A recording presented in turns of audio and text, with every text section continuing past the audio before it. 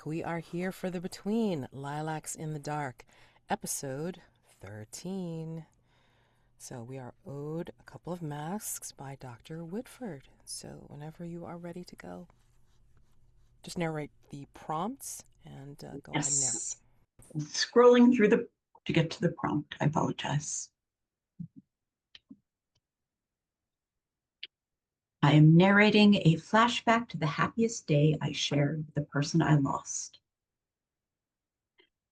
You see Elinor blindfolded, stumbling awkwardly down a narrow cobblestone lane, being led somewhat carelessly by giggling Dell.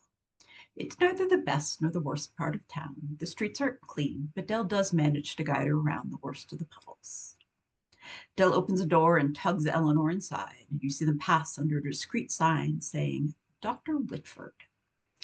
Dell continues to lead Elinor to lean against a desk, upon which is an impressively large black doctor's bag.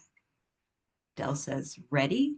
And Elinor chuckles, low and a little breathless, and says, never.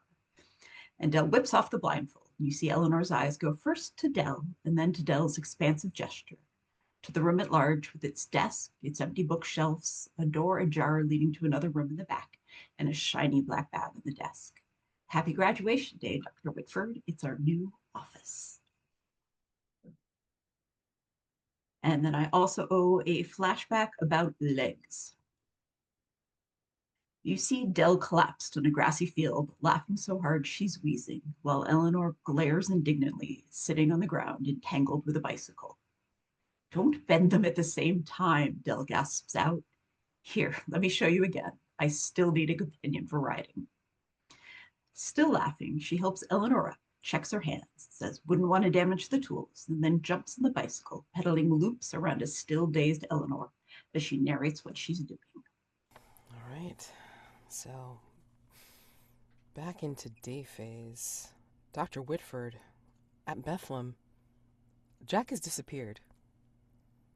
He tried to punch Larkin Creel, and you saw, almost as if being swallowed up by Larkin's laughing, wailing countenance, Jack just be consumed.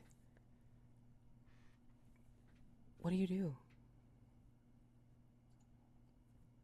I think Dr. Whitford punches the critic. Either she's going to render the critic unconscious or figure out where Jack's gone. Okay. I mean, he doesn't stop with his words. You know, he continues to spew his laughing, wailing plaints, and down in the vastness, down below, talks about gems and unknowable knowledge and all this. And I guess, Maybe I'll try to get a little information out of him before cold cocking him. Okay. All right. So, how do you propose to do this? I mean, even in the wake of like seeing something so incredibly insane. If we were playing trophy, I'd be like, slapping you with a ruin roll right now, but that's not the Right. case. But how are you going to get information out of him? Well, I think first I'll slap him. Okay.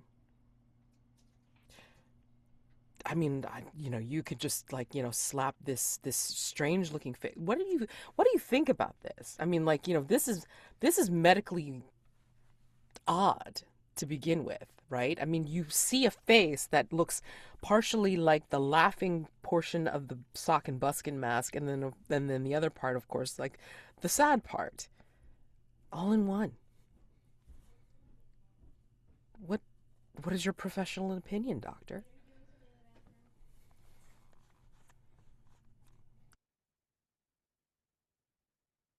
Do you I have one think before you slap him? no, Dr. Whitford's professional opinion is this is a later problem.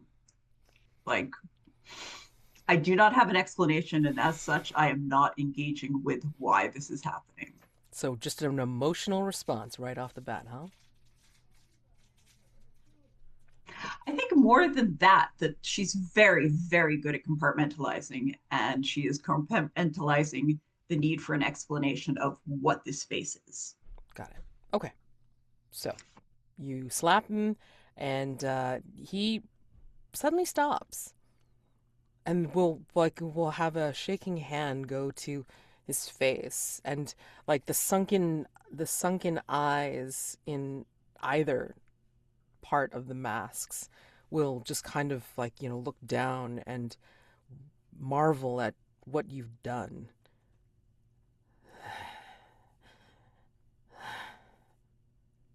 Are you with me?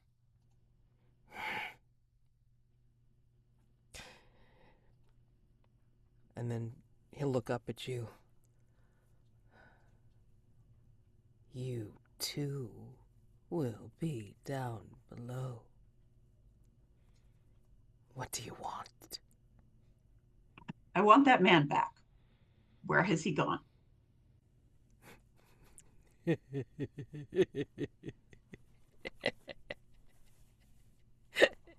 Wouldn't you like to know? Yes, that's why I asked. So, are you being reasonable, or are you going to try to get out of him a different way? Hmm. Let me.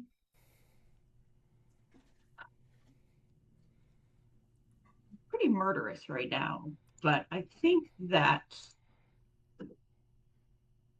Apologies, I did describe him as being in a straitjacket, but perhaps, Right. I mean, this is a weird thing. I mean, Jack's gotten sucked into his space and like disappeared, so maybe he's like worked his way out of a straitjacket. So circumstances, right? So there you go. No, I think Elinor is actually in that like moment of a crisis where now is the handling time, later is the falling apart time. So Got it.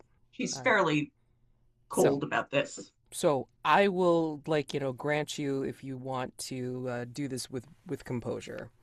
Okay. So hold it together and ask him questions. Okay. Um, so he has laughed at me and told me nothing useful about Jack. Not yet. But there is a chance that if I continue to question him, I will get more information, or is he just giggling past the point of like concussive force looking useful? I mean, he's like, like right now he seems what's the word? He seems cognizant of your presence as opposed to being completely out of it. So, I mean, you're welcome to like start asking him questions and see how it goes. And you're Okay. keeping your cool for the most part. I mean, maybe like in this particular period, like, slapping him out of hysteria would work, you know? Okay, so I have slapped him into mild coherence, and I am going to roll to ask him questions, probably about Jack. Okay. So let me go find the tab with which dice. 2d6 plus composure if you got any. And let's see, do you have anything? I have No. 2 composure. Okay. I don't think I'm perplexed anymore. No. And let me take a quick check of my.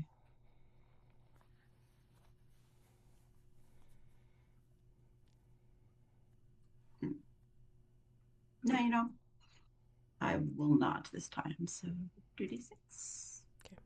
plus 14. Huh? Wait. You have 4? Oh, no, I have 2. How did I get 4? I'm sorry, 12.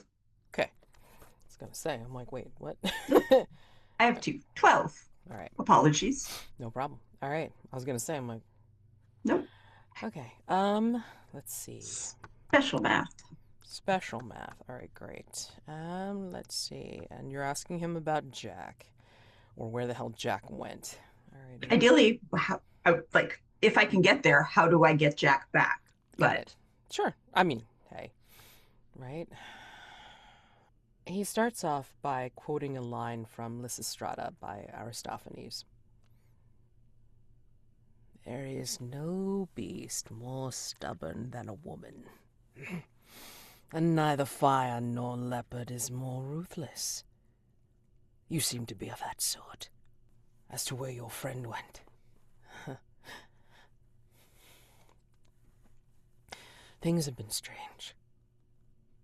While you still have me here. Here! And he'll clasp your hand if you'll let him.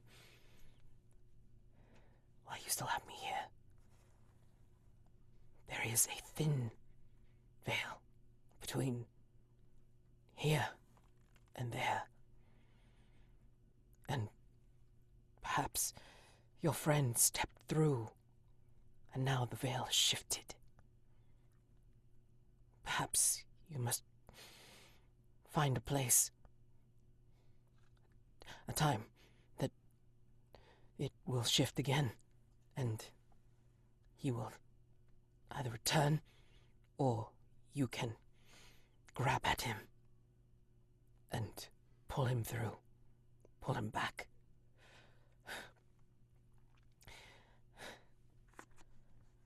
And that's the clue, by the way, the line from Lysistrata. And I'm going to post that into the chat, actually into the clue list, so you have it. And then again, contextualize all that you want once you get to that point. Alrighty, and then he will release your hand, and then start to hug himself. And you notice that as he's starting to hug himself, it's almost as if the straitjacket has shifted back onto him, and like started to like wrap itself around him again, like as if that veil he's talking about has shifted reality again, and then made it like, it's moved it back into place, and he's now bound again, right? So and in the meantime, when you do that and you talk to him, I think, Jack, where you are at, you find yourself in a place of shadows and darkness, except for what look like strangely shaped windows that bring in the light, where there's moving figures, like crossing these light sources. And then I think you slowly realize that these windows, these light sources, are actually shaped like mask eye holes. Jack kind of sighs and squints at them and says, "Ah, dreamscapes. Ugh, oh, I hate dreamscapes. Oh well, nothing for it, I suppose." And just, starts walking towards the eye holes. Yeah, and you keep trying to get near them, and they just kind of stay Yeah, the okay. same distance away from you, but you can sort of see the moving figure, misty shadow parts behind them, and you can sort of make out like Dr. Whitford's face, like kind of as if they're talking to this person behind the mask, right? And you can sort of hear what she's saying, but it's very indistinct. And then I think you hear behind you in the distance,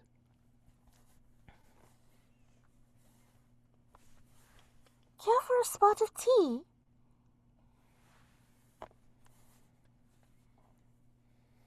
And I kind of do one of these like glance back over my shoulder, and I say, if it's just a cup and not a whole scones and clotted cream production, that would be lovely. "This is not a full invitation, of course. This is merely a cuppa to see you on your way." Oh, anything that will see me on my way, I'd be most grateful for. and way behind you, as if there's like a spotlight that slowly, like kind of lights, like a slow spotlight, starting to light up. You see the lone figure of Mrs. Pemberton-Potts sitting at a small table with a single, not kettle, what the hell am I trying? Teapot, and Sure. like, 2 cups, one in front of her and then one seemingly waiting for you. And I will, kind of turn and take a tentative step towards the table. Does it actually get closer when I take that step? Yes. I breathe a sigh of relief and cross to the table. Um, um, is she properly addressed as Lady Pemberton-Potts or Ms. Pemberton-Potts or Mrs. Pemberton-Potts? What Do is the... you do you do you say that out loud? Do you ask her what her correct address is? Sorry, I'm asking as a player. Got it. Um, Mrs. uh, okay, Mrs. Pemberton-Potts. All Mhm. right. Mrs. Pemberton-Potts, I have not had the pleasure of meeting you in person. Are we meeting in person? I say as I, pull the chair out and sit down. Yes, yes. We are Hmm? meeting in an in-between space, per se. Isn't it lovely? I have I have been in such places before, and I must admit, I find them vexing. Oh, dear me, why? Um,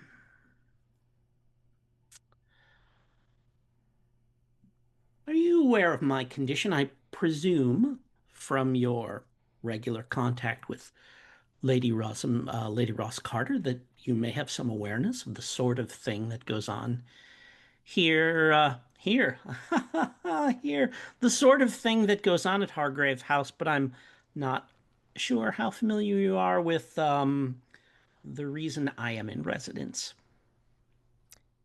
I do make it my business to be aware of things that are within my purview and within my vicinity. And as dear as Mundy is, she is very reticent about her particular concerns. But that doesn't stop me from being curious, of course. I am a little aware of your circumstance, not of the full particulars, of course, unless you choose to say anything about them. And I shrug, and I say, well, as this is our first tea, perhaps I shall retain a bit of my air of mystery. Shall I? And I reach towards the teapot. Oh, please do. And I very kind of consciously, as I do it in such a way that she can see that mark on my hand that I have. And I don't know, like, and I'm kind of, um, uh, and basically I want to show her that mark and see if that gets any kind of reaction out of her. She just Uh, kind of uh, like looks yes, yeah, looks okay. at it and All just right. Hmm. Okay, all right. And so I will, pour for her, pour for me, kind of like get the little sugar tongs and make a like how many sort of, Two, please. dink, dink. And I'll go, 1, 2, 3, 4, 5. Stir it up. And like this picture you see right over my shoulder here, I will, kind of do one of those. and then she will, of course, like graciously and gracefully, hold up her teacup. And we'll tink, and I Mhm. will, and then I don't sip at it. I just kind of boom, Chug. slug it down. Oh, Yeah, she will delicately like yeah. sip. hmm Your constitution evidently lets you just consume quite quickly, as if you had so little time to enjoy, even though from your particular mark that may not be the case. Oh, I assume that none of this is real, so whatever enjoyment I gather from it will be fleeting. But it's What is real? Taste uh, and enjoy. to the fullest. To be frank, mostly I use tea as a sugar delivery device. Regardless, sugar delivery or no, every experience deserves the fullest enjoyment. Mm, You are given, cursed or not, a uh, lifetime. I suppose. Um, I find it a challenge to conjure anything new or interesting or deeply engaging about my 10,000th cup of tea. So, And I presume that you are here to study me or heckle me uh, or perhaps you may even be a figment of my imagination. And so I don't expect this uh, encounter, as lovely as it has been thus far, to produce much of anything of substance, at least for me. so, your long life, your immortality, doesn't grant you some wisdom about contentment, then? Ah, I mean, if the insight that contentment relies on the understanding, perhaps I should say, a lack of understanding that it's finite, that it will end, and probably sooner rather than later. Its moments of contentment are fleeting and they pass. It seems so opposite, where we of the limited mortality derive so much fullness from fleeting moments by necessity. Oh, I've yes, certainly by necessity. Uh, I suspect that if at some point I were to find out that suddenly my time was limited and I knew that, I fully expect that my outlook might change. And what we see depends on where we stand, of course. what we see depends on what and where we stand. That is quite wise. I have had a few centuries to uh, pick and choose from among the most appropriate aphorisms of the brighter minds that I've encountered. None of this is original to me, I must assure you. What is not new repeats itself then. Mm. And I fear that many, many powerful people, far more persistent than you, have tried to crack this secret of mine, and it's brought all of them nothing but misery. So if you have that in mind, I have to caution you. Divest yourself of any such plans. Hmm.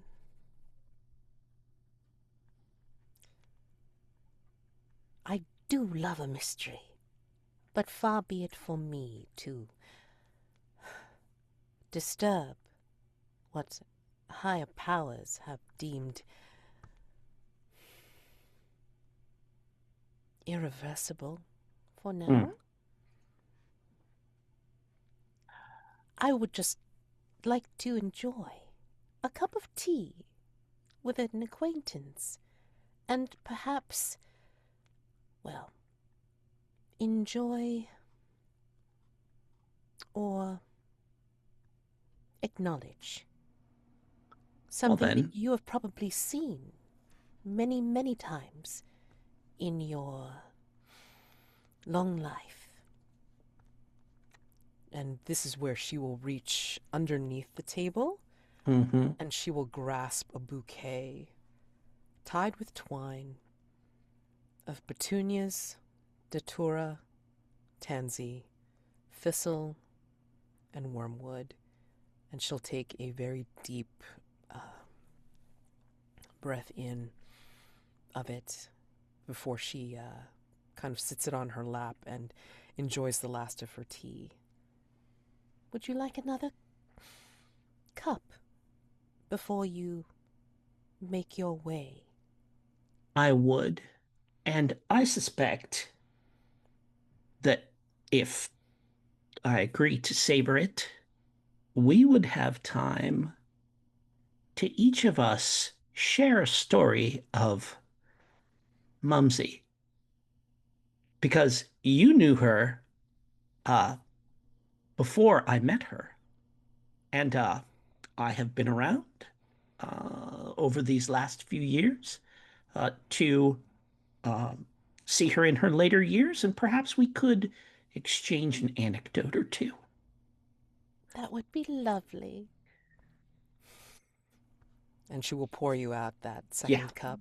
and I think that's like I'm fine with having that scene in right there. I think Oh, that's sure. that's fantastic. Yeah. Absolutely. And I'm going to give this to you as the mastermind clue, the bouquet. And I'm not even going to make you guys roll for it since. And did you want to lay it? And we talked about laying a condition on me too. Yep, I will. All right. How do you feel talking to Mrs. Pemberton-Potts about your particular circumstance?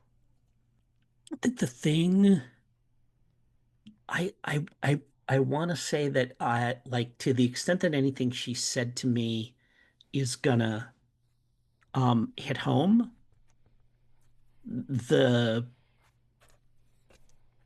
basically kind of the thing about enjoying myself, or kind of finding but like I spend a lot of time denying, like that whole thing I said to her, sounds, I'm sure, even to, that sounded like a kind of protest too much thing, about how, oh, it's no, it's all fleeting and blah, blah, blah, blah, blah, and all that kind of stuff and everything. So I think that, um, oh, maybe, you know what I feel? I think I feel like a hypocrite, right? Kind of hypocritical being all like, you know, like, like telling her uh, about what it's like to live and all that kind of stuff and everything. So, is hypocritical a good condition? I Does mean, that work for him? if you feel that that's how you feel underlying, because I was also going to say I feel like there's a hint, at least a hint of cynical detachment. Yeah, sure. That works too. I'll say detached. Yeah, yeah, that's cool. Yep, I love yep. Mm-hmm. what Mike put into the chat. I'm a goddamn hypocrite. Yep. Mm-hmm. Lovely. Alrighty. So, yeah, I mean, so think on that particular piece of advice, Dr. Whitford, as Jack finishes up his second cup of tea, and she will present you with this bouquet, not only as a mastermind clue, but also as like part of her anecdote for Mm-hmm. what she tells you about Dear Mundy. Um, some ended friendship there. And that is part of the clue. All right. And we're going to head over to Larrabee, who you were talking with Marie Litton, sorry, over at the Ronley Chapel, but then she saw that there was some kind of mysterious shadowy thing that was growing behind you. And what that was, because you're going to, she calls attention to it. So, like, you decide whether you take a look at it or not. But, um, Oh, if she like looks concerned at something behind me and Yeah. says what and says like what's that? Oh, 100% Larrabee, 100% Roses. She's gonna spin around with her hand on the handle of her gun. Mm-hmm. Mm-hmm. Yeah. Don't think she draws it quite yet, but she's ready to. Sure. I'm just gonna double check like to see It's just if I've this I've is... taken enough pot shots at shadows thus far.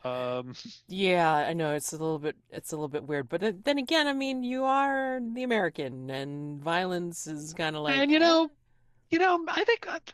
I think she will unholster it, and I think she will unholster it, but it's pointed at the ground. yeah, I think, yeah, her eyes get big, like and big and wide, and she will start to point at it as you like, get yourself ready, and then like point the gun at the ground per se, and what you see, unfurling, uncurling behind you is it's something that looks like it's unfurling and detaching itself from the shadows, and it looks like it's some kind of dark, curling, but yet jagged thing, right? And it looks almost like a trick of the light because of the way the sunlight shifting in and out of the windows, except it's going too fast for just to be like a trick of the light, right? So it looks like something physical moving from the shadows, and she can see it as well. I mean, it's just that hint of darkness that's just darker than the shadows, right? And it looks like it's an occult kind of symbol, but it's indistinct, shadowy at the Um, edges. so it's this like thing of shadow that's kind of like manifesting out of, Hmm. or it's this thing of deeper shadow that's manifesting Yeah, out of the shadows. correct, correct. Um, yeah, what the hell? Blam, blam, blam, blam. And then she's like, shocked, and like, she screams, of course. And then it's almost like it recedes back into the darkness. So, what was that? I'm not right sure, she says, as she's like continues to look into the darkness, trying to see what, if anything, was there, as she like she knocks open the barrel of her revolver and is quickly loading like six more bullets into it, you know, throws it back in, spins the barrel and keeps it out. She'll I immediately don't snatch like one of like the brooms or whatever from the corner or something like that, just to arm herself, and then like, she'll kind of get right behind you. I, I don't right know what that was, but well, like we say like we say out west, that ain't right. No, no, it's not. Uh, uh, goodness. Um, And if the manifestation is gone, Rose again like looks. I think she'll like move into into like where the shadows were, and like is gonna look around to see if there's any like lingering effect or I mean, um. you could possibly see something like, a hint of something on the wall itself. So, I mean, like, again, trick of Other the than the bullet, light, or like other than the aside from the bullet bullet. holes, of I course. was gonna say like the bullet holes or whatever, but I mean, again, like, possible trick of the light. I mean, like, you see something that could be on the wall. Again, darker than I'm dark, going but to. I'm gonna. indistinct. I'm gonna look at that Mm-hmm. and again trying to. I'm gonna get really really close to it Mm-hmm. and and she's gonna like lean in and look at it closely, and she kind of like cocks her head to one side and the other, Okay. like sniffs at it, and basically I want to try to like stepping out of character mechanically. I'd like to try to find another clue here. Yeah, go ahead. Info move, sure. Um, Sensitivity? I think I'm going for sensitivity here. That's fine. If you got points in it, definitely sure.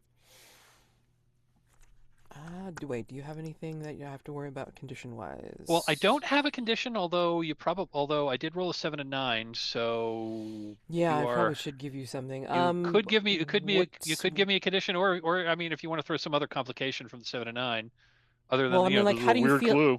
Well, I mean, like, how do you Oh, this feel is a weird about thing. how do you feel about the weird thing, like, coming up, like, almost sneaking up behind you, Hmm. Um.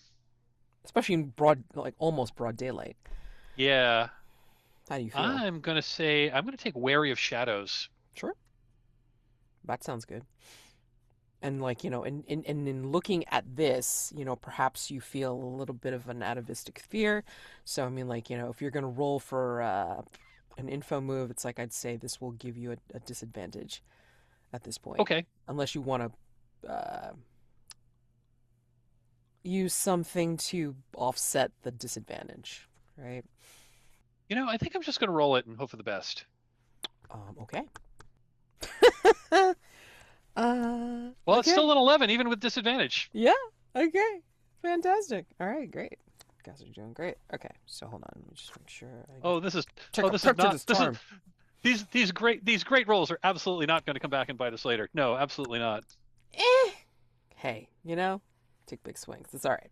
So I Which think dice giveth and which dice taketh away. look now. I mean, like what I did for the other group, right? It's like, American completely bailed on the quickening, and just because I wanted to prove a point, I said, all right, because I know that you're supposed to be talking to people like that you don't want to be talking to. Tell me, if you were going to talk to said people, go ahead and now roll again. And of course, passed with a mixed result. I was like, see, I'm proving my point. Like, which dice knows what you should be emotionally be doing. So there you go. Anyway, I think as you're looking at the thing on the wall, except for the bullet holes, you're taking a closer look at this, and then you realize it's actually something more distinct than you thought. It is a shadowy sigil that is appearing on the brick wall, and you almost, without even realizing it, it's like your pot shots had actually like outlined it. So I'm gonna put that in there. Hold on. Where's You seeing the yellow sign? It's kind of similar. Oops, isn't sorry, it? wrong game. Hey, it's similar. So, like, if you want to just put that in there as a shadowy sigil, scrawled or shot onto a brick wall, go ahead. That's fine. A shadowy sigil outlined on a brick wall. Yeah. That's your clue. And I think at that, she's going to like take a step back and like, from her satchel, she pulls out a small notebook and a pencil, just draws a quick sketch of it, closes it, puts it back in her satchel, looks at oh god, I'm blanking on the character's name. Looks at Marie and says, "I think we need to get the hell out of here. Come on, I know a place." Okay. Let me, at least let the workmen know, where I'm going if they need to contact me for, any direction on the renovations. Where are we going?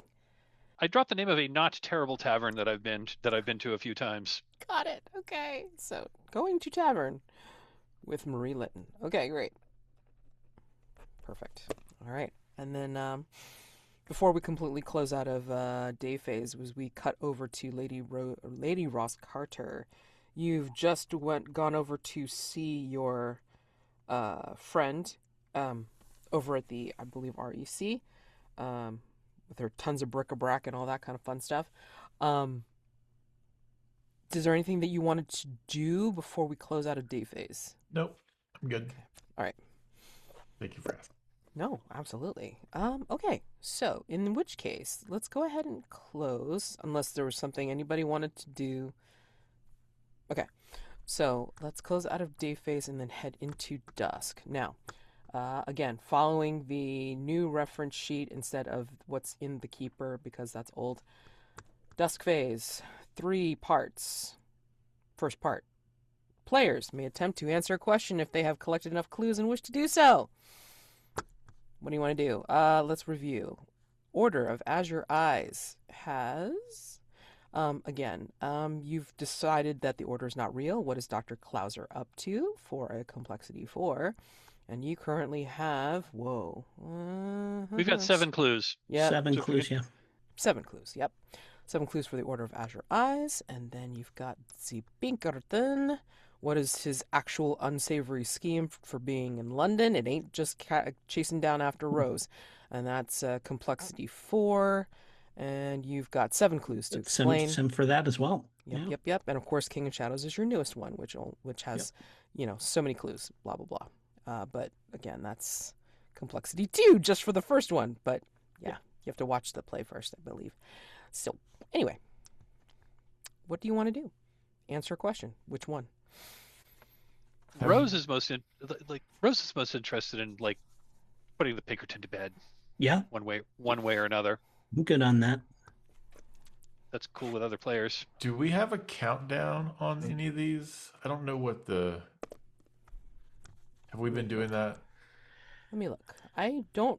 We've been told a countdown on the current one. Yeah. Yes, countdown on the Right. current one. I didn't know if these other ones had... The other two don't have Okay. one, I think. Cool. Well, actually, that's a lie, but I didn't realize this because it's like... It's Oh, the been a while since- Pinkerton's got one, I think, right? 5 night phases, which I haven't Right, been counting, that's to what be I honest. thought, but I don't know if we've been counting. This would be the I haven't been third. counting. We're going into the third night This would be the phase with third night phase Pinkerton. for the Pinkerton. Yeah. Yep. Okay, thanks. Well, Yeah. I mean, I'm just bringing that up because the Order of Azure Eyes was on board for a couple of night phases before Pinkerton came out. Doesn't look like there is, but then again, it's like, I'm going by the old write-up, so if there is a new one, I have no idea. But I'm okay if you want to make Pinkerton the priority. So, Yeah, let's get rid of Taggard here. Yeah. He's kind of a dick. Mm-hmm. yep, he's been a jerk. So, that is up to you. So, let's take a look at the clues then. We have Taggart has been paying his expenses around town using a variety of foreign currencies, none of them American dollars, red handkerchiefs tied in conspicuous places, a procession of representatives from various trade unions coming in and out of the Langham.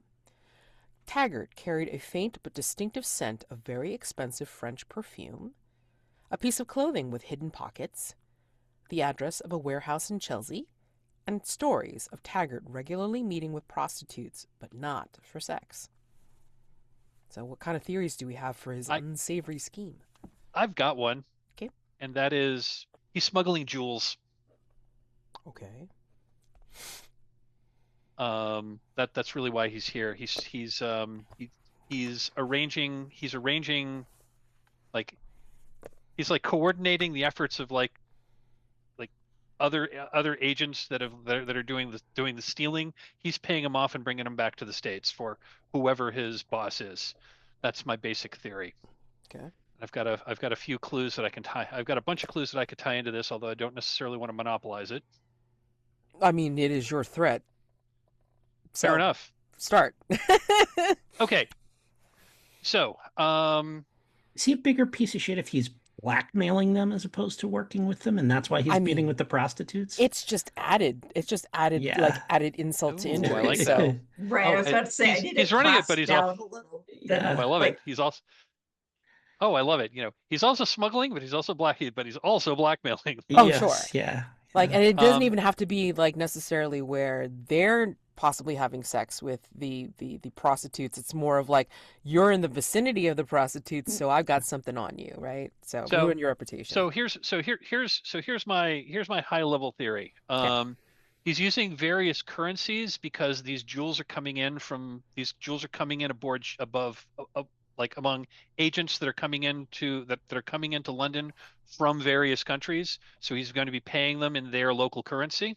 I'm going to click explained on that one. A procession of representatives from various trade unions are meeting him because again, international trade unions. He's got some crooked trade union officials that are in on this, and so they're either part of this or he's paying them off. He's paying them off look the other way. So conspiracy of some So sort. yeah, we got a conspiracy with the so we got a conspiracy with the trade unionists who are also somehow involved in this in this jewelry theft or this jewelry theft ring. Keep going. Taggard's got clothing with hidden pockets because that's how he hides these small and very valuable things that he's bringing back to the States. Sure. Are the Let's see. maybe the prostitutes are the go-betweens. He doesn't meet them directly. Yeah. Like he doesn't get together with like, you know, these unsavory characters from, you know, That is exactly the what Orient. They help with the drop. Exactly. They help with the exactly. They help with I like that theory. Prostitutes are the couriers. Yeah, that's exactly the what I was going. corsets, the possible corsets, even. Yeah. Okay. And I mean, and that's why he smells like perfume. That's why he smells like expensive French perfume. Nice. Oh wow. Okay. Keep going. And the warehouse in Chelsea. That's that's where these trade unionists were meeting. So that's where he met with them. And the red handkerchiefs is the one that I don't really have a good idea on. Other than, this might have been a way that people who were involved. They're dead drops. Handoffs for the drops. That was a signal. Or did someone else have a better idea? The red handkerchiefs were put there by Pettigrew as a signal to the cops to help them keep track of what they're watching. Ooh, I like that even better. Wow. That's awesome. Love it. Okay. All right. I hope somebody's writing this down in the notes. Like for what the scheme is. Okay. So, given that with the scheme, resolve the threat by confronting Taggart with his shady dealings and convincing him to leave London. So you got to figure out how you plan on doing that. But of course, we still got to roll to see how. Well, yeah. Roll it. Yeah. So. If we're right. Yeah. So I mean, like Mike, you can take the whole kit and caboodle and roll both die, or I'm happy if you take one and then somebody else is brave enough to take the other die. I mean, I say go for it, Mike. It's your threat. Yeah. Okay. True. I will do it. So this is a what's complexity your 4. bonus? We've used 7 clues. So that's Bonus 3. I'm rolling at +3. Yep. Go for it. Let's see what we get. Oh, I blew it. How? I got a 6. How? I rolled a 1 and a 2. How? I rolled a 3 on the dice. +3 is a 6. We can bump that by all spending a mask, right? I believe that is still the case. That is still the way it works. Yeah, I was going to say the Pinkerton does not have its own mask. It does not. It does not. Wow. I'll spend a mask to help out. That's so perfect. Yes. It was such a great thing. Yeah, I'll spend a mask too. Like we were just talking about how this dice roller's like being so good. Yeah, I did. Like, we got a 14. Yeah, we got a 14.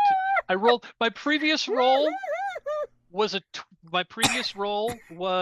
an 11 with disadvantage. So makes sense that I'm rolling with that a straight roll of +3 gives me a 6.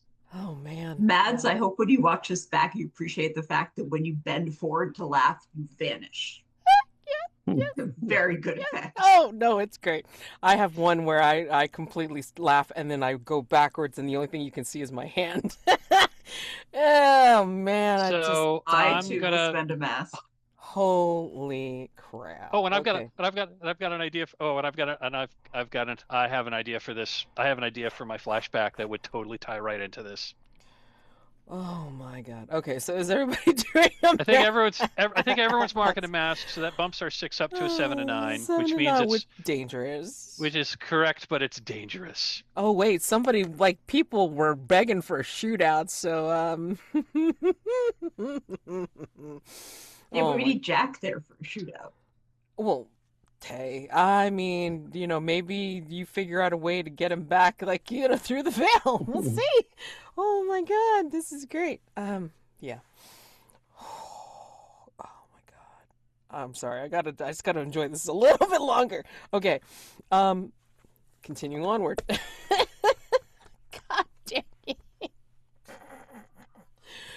We may need to call in General Farsbit Mogg tonight. We're getting to that. Hold on. Oh boy, oh boy, oh boy. Sorry, just enjoy this. Okay. Resolve any playbook moves or special moves that are resolved during the dusk phase. Somebody goes first. Yeah, I got me one of them. Oh, damn. Okay. Composure, sensitivity. Yeah, I'm gonna roll with sensitivity here. Oh, hold on. You have something that's going to affect you, maybe? Let's see. Where of shadows? Do I make that affect you?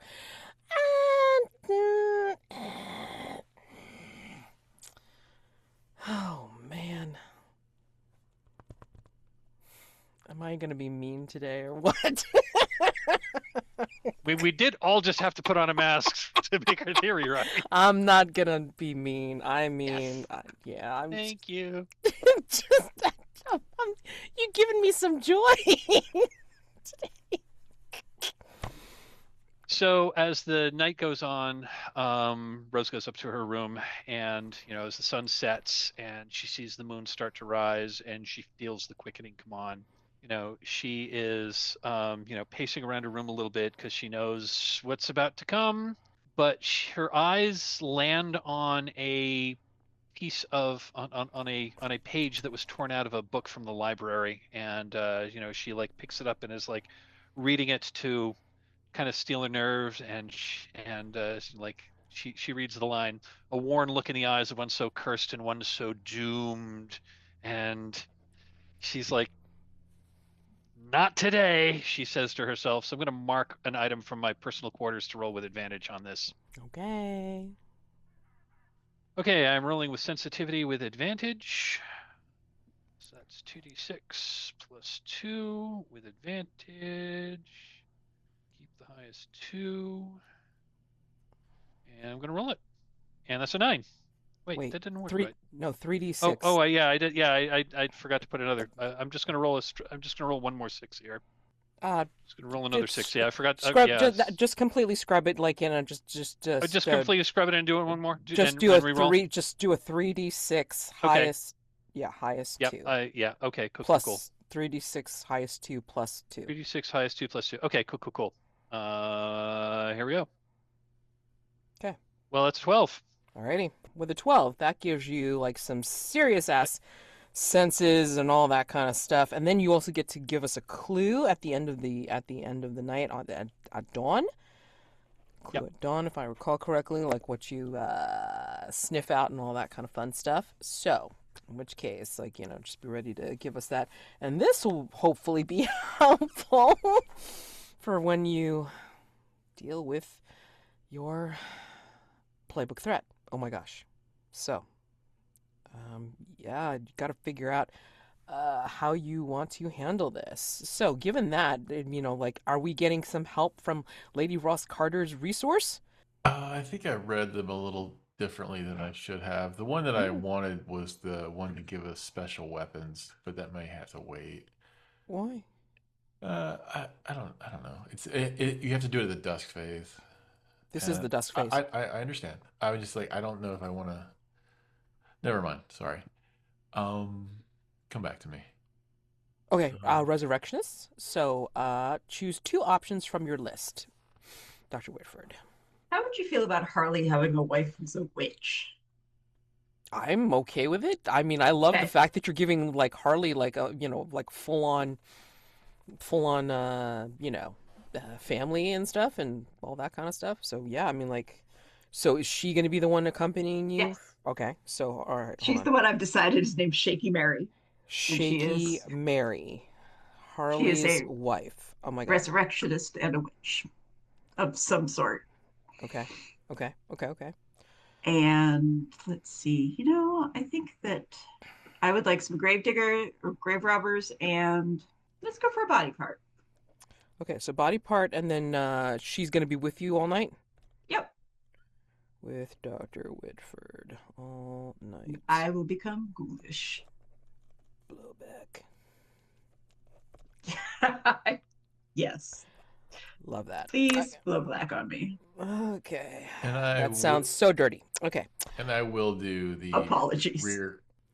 Rear Admiral Alfred Bigley Green. Okay. So Each hunter adds a specialized weapon to their personal quarters. Pick from the list below or write your own. I'm going to throw that into the chat. please do. Thank you. add one of those items to your personal quarters. Or We make it have yours. silver bullets, cold iron sword, wooden stake launcher. That's a wooden stake launcher. Neat. Holy water bombs, sword cane, just a fuck ton of dynamite, razor rosary. Yeah, you can read them. Lots of different delightful things. This seems more extensive than I remember. Caltrops, Bale Song, Trick Umbrella, Vicious Dogs, Elephant Gun, Runic Gauntlets, Exploding Pocket Watch, Poison Spectacles. I have so Acid many Pen, questions about poison Metal spectacles. Claws, Saltpeter Gun, Hex Bag, Flash Powder. I mean, hey, I don't know. Maybe it's got arsenic like in its Well, you poison someone's spectacles, they put it on and they die. I mean, Well, my that first thought seems was the like hard. squirty clown glasses, but That was mine too. The what? The squirty clown glasses that Oh, like, oh, that oh, squirt, got it. squirt water out of them. So good. Yeah, we're poisoned this time. Yeah, sure. Yeah, Got exactly. it. I'm like, oh my God, what? Yeah, if the Joker ever shows up and he's wearing glasses, just Run. run. Yeah, you don't want to. That's a bad thing. Amazing. So Well, Clint, it's your thing. Maybe you can. I'm gonna pick first. I'm gonna take some flash powder.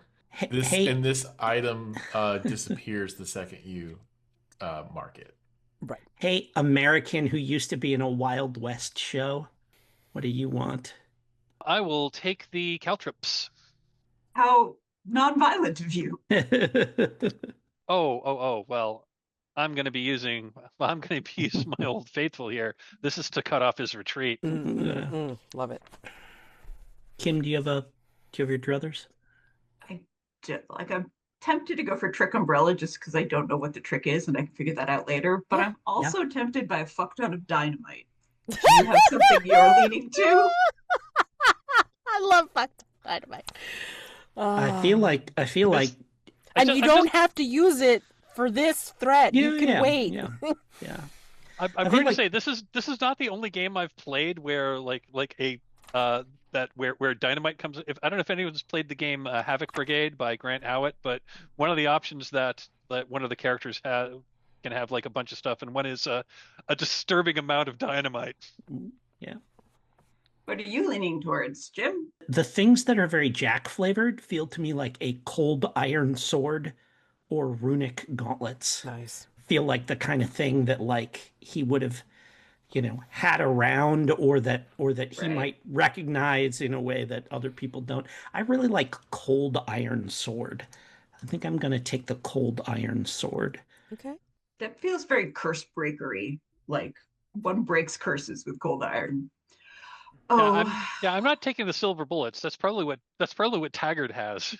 I like the whole rage underneath the surface. I'm gonna have some dynamite. Fantastic. That's awesome. She's got a lot going on. There was supposed to be an earth-shattering kaboom.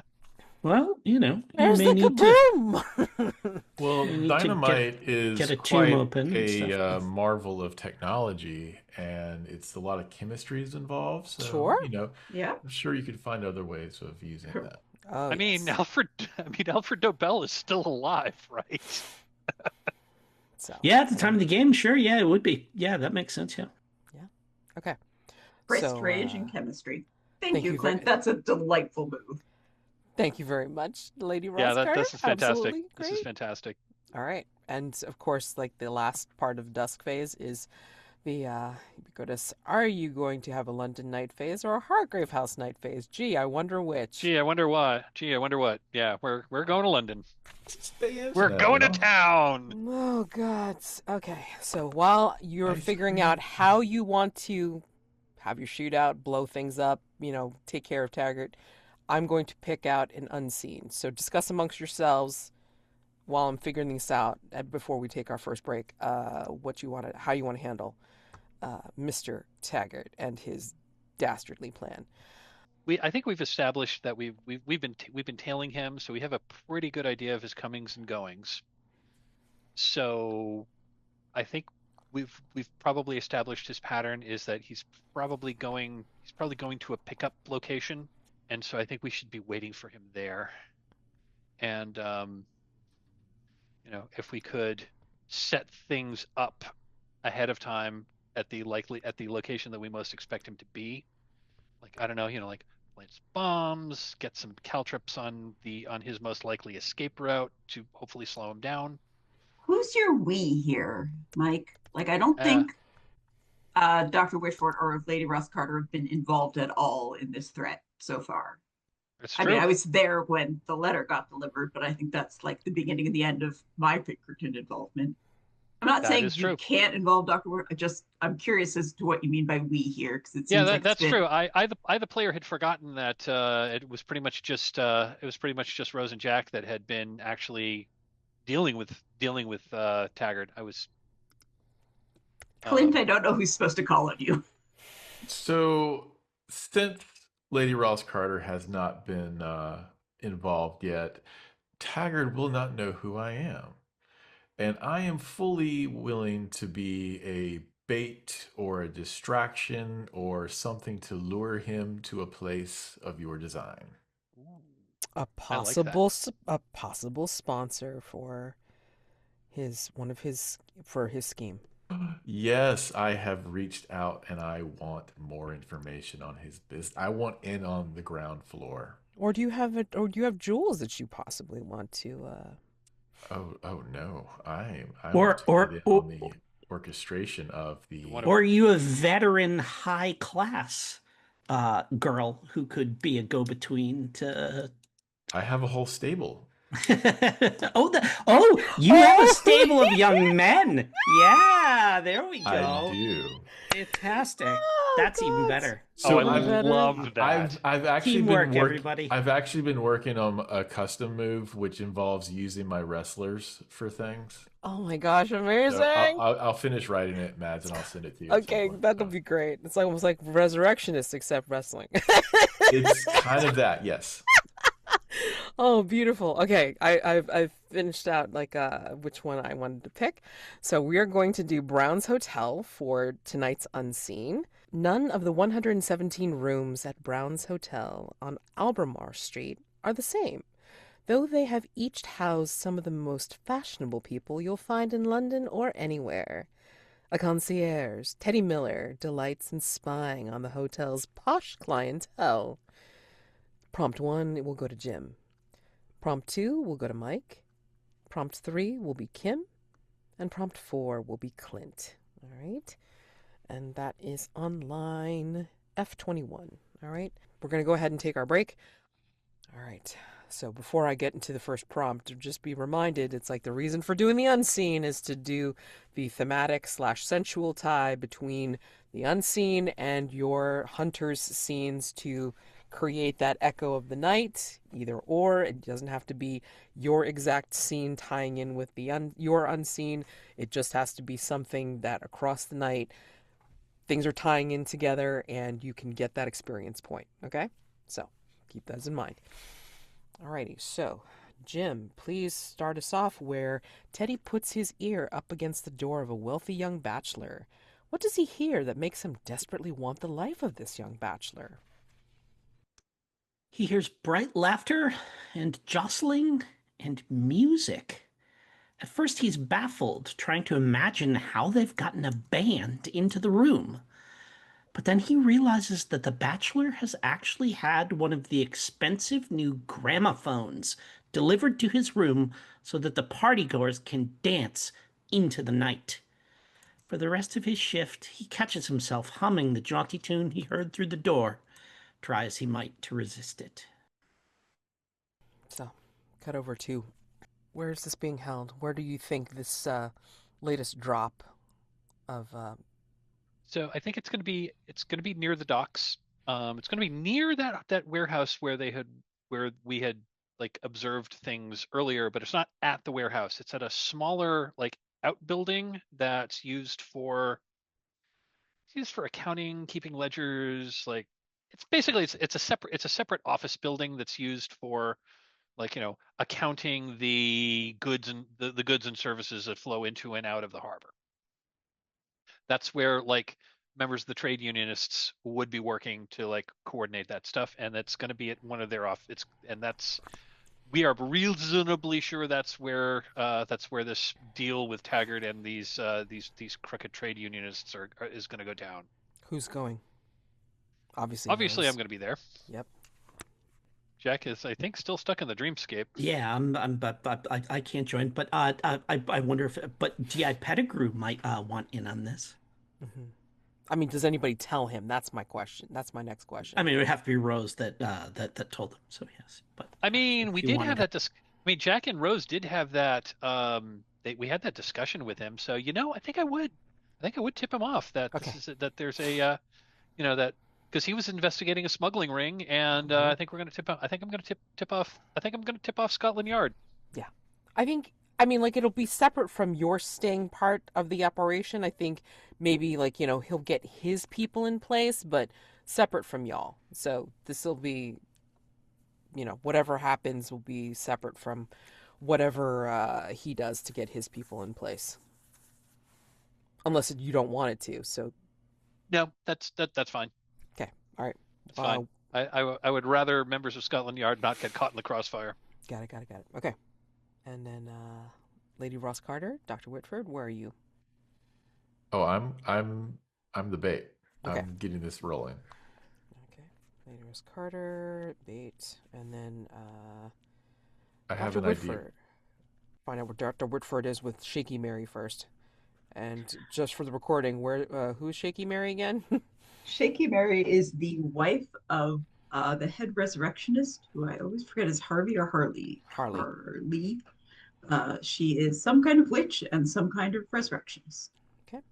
Alrighty. I believe that Dr. Whitford is going to identify a couple of the lookouts and take 1 to 2 of them out. Yay! Okay. Cool. Alrighty. And yeah, Lady Ross Carter, go ahead and get us started, and then we'll go from there.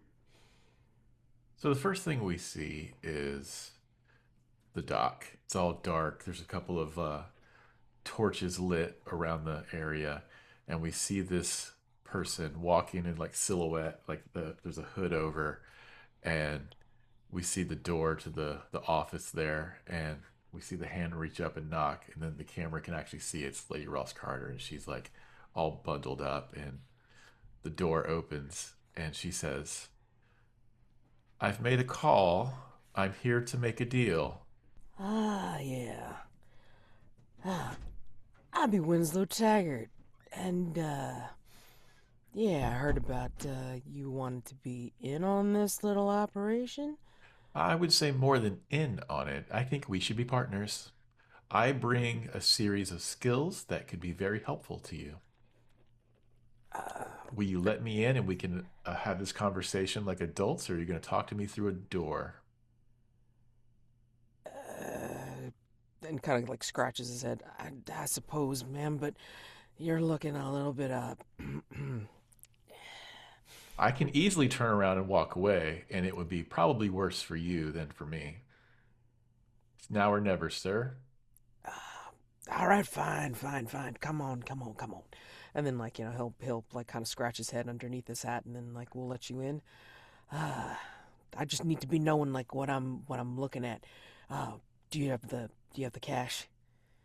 I said, let's sit down and talk like adults. And then he'll kind of, like, just cursorily, like, So I'm trying to get him in position to sit down at the table, because that is when I will spring the trap for Rose to then come in. Got it. Alrighty. I don't know if I need to roll to convince him to sit. Yeah, I would want to have you roll a night move to convince him to do what you want. Yeah. So, night move with presence, please. What's he afraid is going to happen? I'm afraid that he is going to continue to be disrespectful and boot me out before we can execute our brilliant plan.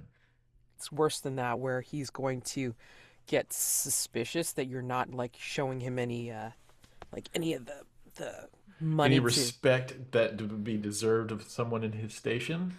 Ah. Well, anyway, I mean, like, and he can just as easily pull out his dragoon and, like, either frog march you out or like, take a completely more severe attack. I'll say it that way. Yeah. Yeah, to make it worse. This will be with present. Mhm. Just gonna roll with +1. Got an 11. Nice. Alrighty. You convince him, for sure. Alrighty. So, alright. Seeing as how you made your own way here, you obviously have some serious ass coin to be offering to the table, ma'am. I dropped do my apologize. purse. I dropped my purse on the table, and it makes a loud thud with a little bit of ringing of coin inside. Oh yeah. And I say, before I hand this over, I need to hear the details. I need to know everything. Oh well, that's an easy fix for sure, especially when you're putting in this much of an investment. And then he starts to lay it out for you. In fact, like, what he'll do is with such a great role, actually, he'll like sit you down and like he'll start outlaying the plan, like for start in telling you who's involved and how the drops work for while he's here in London.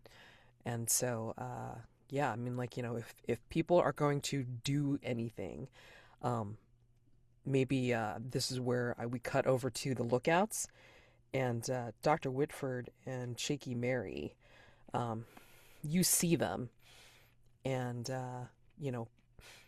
they could make Rose's life, they could make Larrabee's life really difficult if they spot her. So you see them, they're in surreptitious places, but they will be able to act if they spot Rose before she spots them. So what do you and Shaky Mary want to do about it?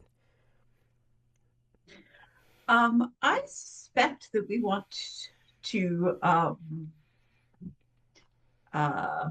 television rules chloroform them.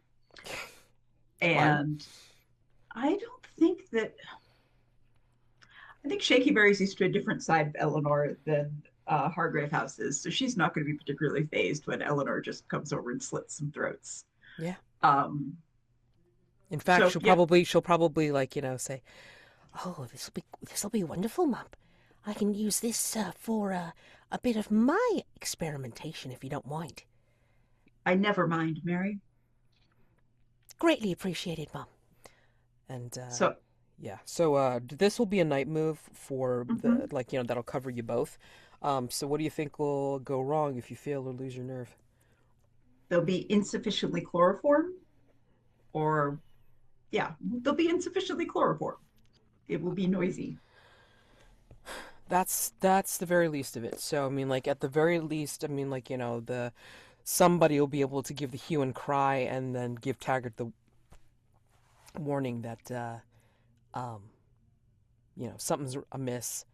And the worst thing that will happen is that they get the jump on you two, and dispatch you instead. So this will be with composure? I mean, it's the closest thing. Yeah. Because you're trying to get the drop on them. Right. Yeah. I will be involving Obert's butcher knife in this as well. Love it. Okay, so that's... Oh, no. So if it's with advantage, so 3d6, take the two highest plus your composure. Holy crap. Well, you only pick 11. highest one. Yeah. Sorry. Had it pick highest one, so yeah. I thought I picked total, so it's 11. Yeah. Okay, so it's an 11. So you tell me, Thank you, like, Mike. you tell me what this looks like. I think neither Shaky Mary nor Elinor are particularly noteworthy people on a dark, like we're gray and mousy, and um, it's literally just walking up to someone, shoving a handkerchief over their throat, or shoving a handkerchief, and then sort of easing them down as they pass out, slitting their throats. I think you see a scene of her being fairly good at predicting blood spray and stepping away. And I think she kills them both. I think Mary does the chloroform to one and then just sort of sits on them until Elinor dispatches the first, and then Elinor comes and dispatches the second. And I think, now, do you automatically get the ghoulish condition if you're... I believe that was how I read it. Okay. Then in which case it's like, I think that we get a little bit of like that ghoulish ASMR as you dispatch these fellas. So, hey, it is what it is because that's what you need to do to get this to work, I suppose. So rereading my rule, it says anything I do with a grave robber also gets advantage. Should I still use the knife, or should I not use Mark the Butcher We'll knife? say that the advantage is from using using Shaky Mary's help. You do not have to mark off Obert's knife, although that is a nice fictional positioning for knife use. So that's perfect. Okay. So yeah, you dispatch the lookouts, and Larrabee, you're up. So Dr. Whitford gives you the thumbs up or whatever, and what's your play? So Rose is she's moving with like greater natural grace and with more speed than you think would be normal. I think at one point she glances over her shoulder to when she sees Elinor's signal, and when the cameras see her eyes, her irises of her eyes are amber, keeping to the shadows. She kind of quickly moves between a couple, behind a barrel, behind a pallet of, behind a pallet of goods that were on the dock, behind a cart, and then gets to the opposite door of, not the front door, the back door of the counting house where this meeting is taking part. I think she drops a bunch of caltrops on the ground behind her. Tries the door. It's locked. She throws her shoulder into it, and she throws her shoulder into it, and the door just busts open. And she's in the back room, and yeah, I think she'll. And from there, she gets in and goes into the front and throws the door open with her gun pointed at Taggard's back, and says, "Well, Taggart, I heard you've been looking for me. Looks like I found you first." As he's sitting there, he kind of just hears you, and then he kind of smiles at Lady Ross Carter. He'll make a slow smile. It's like, yeah, I'd be looking for you. But I need to be concluding some business first. As he, underneath the table, he reaches for his. We see the camera sees him reach for his dragoon, and that's where we flip over to the second unseen. Mike. Teddy rummages through the personal effects of an actress staying at the hotel while she is out. What does he find that makes him desire her or desire to be her? So Teddy has lifted the master key to the rooms, and has let himself into the room of actress Florence Ashbrook, while he knows that she is on stage at the West End. So she's not going to be back for hours. Rifling through her belongings, he finds a red satin corset in a closet. He kind of stops and stares at it. He takes it down, holds it, brings it to his face, and inhales deeply and inhales deeply its scent her scent. He holds it there, stares at it for a moment, and then, on a whim, he throws it on the bed, strips, and puts it on. It fits surprisingly and disturbingly well. Nice. I think, real quick, in the strange dimension, as Mrs. Pemberton-Potts had given you the bouquet, Jack, and kind of recedes or walks away into the darkness, and the mask lights kind of dim as the light changes and such. I think she'll kind of look back at you before she completely disappears into the darkness, and then she'll say, "The forest is all around you. You will always find yourself on a path somewhere, and the path may lead you out." and then she turns and walks away into the darkness, disappearing in a shadowy distance. What do you do? I cock my head and I kind of look around and it's dark all around me. And then and like at this point, like whatever, the table and the chairs have faded away and stuff like this, and there's no more teapot. But I'm holding in my hand this bouquet, and I look at it and I kind of give it a little sniff, and I close my eyes and I think about what she said and the forest being all around me. And I kind of mutter metaphors under my breath as I, kind of take in the scent of it and everything. And I try to let the scent of the flowers fill my, kind of my consciousness so that it's all that I'm experiencing. And I will then make the forest sense move. Okay. Well, as a hunter, see intent behind natural symbols presented, the language of flowers, the emotion behind a particular environment. Whenever you touch, listen to, or experience something of nature, roll with sensitivity. And then we see what happens. And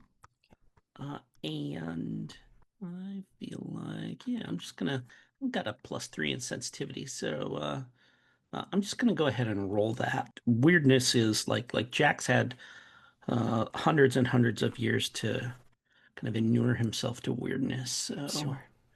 doing this too. 1, 2, 3. Roll it and see where we get here. That is a 12. Nice. Okay, so on a hit, you may ask a single question regarding what you touch, listen to, or experience, and the keeper may answer with as much as little detail as they wish, providing it in the form of a clue if they so choose. So with I didn't include a thing for the 12, it just says no condition or backlash. So what question do you want to know? Or, on anything really. She left me these flowers. They're the only things that are, that are still here. Yeah. How can they lead me out of here? The scent is... I mean, if you're looking for a 12 plus benefit rather than a clue, I would like being able to emerge somewhere where I can be immediately helpful to my friends. That would be kind of awesome. Okay, all right. Merge to be helpful. Okay, great. Did Jack possess me? Oh my just goodness. Throwing that out there. Maybe. Oh wow. Oh, that's amazing. Okay, I'm cool with it. So yeah, I think, you in this bouquet, as you're smelling it and you're engaging with your forest sense, I think you catch the scent of a particular perfume or a particular scent that you associate immediately with Monday, with Lady Rosamund Ross Carter.